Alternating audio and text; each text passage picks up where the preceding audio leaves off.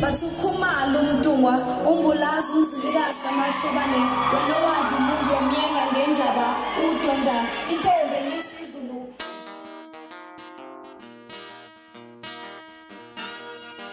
Adonse amehla amaqobe twini etheleka lapha emkhosini wemhlanga eNyokeni kwaNongoma. Nginibelele iphinde futhi nginamukele kule channel ehamba phambili inkezo. Mina umfeza ngututhu ngakhumalo bathi la sibona amagumethi mhlawumbe makuthi usemusha la ekhaya uzophinde ngicela ngisho ukuthi uyasubscribe ungakhohlwa ucomment nokulike kanjalo futhi nokushare okukhona okukhulu kunakho konke ukuchwaze izitombi kutheleka amawela kaqwabe awehlobe njengazi izitombi emkhosini omhlanga eNyokeni kwaNongoma. uVirginia noVitch abaneminyaka ewu-23 babonakala kwivideo abanameke ezinkundleni zokuxhumana bevunulile bephethe umhlanga lapha. Kule video kuphinde kubonakala izitombi ezihambela emgubho zijabulela labaculi. Imizamo yokuthola amawela ayiphumelelanga njengoba ucingo labo bekade luvaliwe. Mina njawo usenza uqinisekisile ukuthi amaqobethini abayihambela umkhosi womhlanga. Amaqobethini ayile emkhosini womhlanga kodwa akakwazi ukwanda kakhulu, kuzomele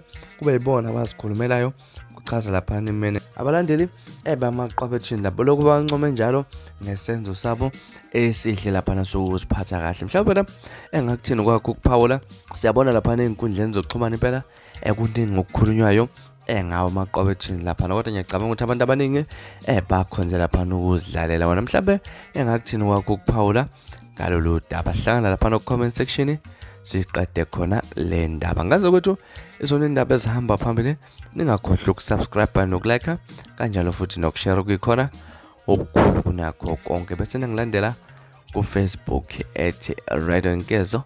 Niziphathe kahle nibe nosuku lomnandi ngithanda kakhulu.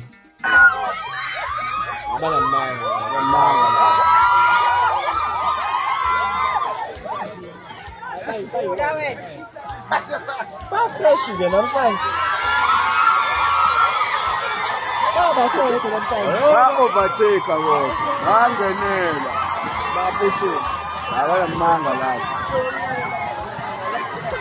abaqaba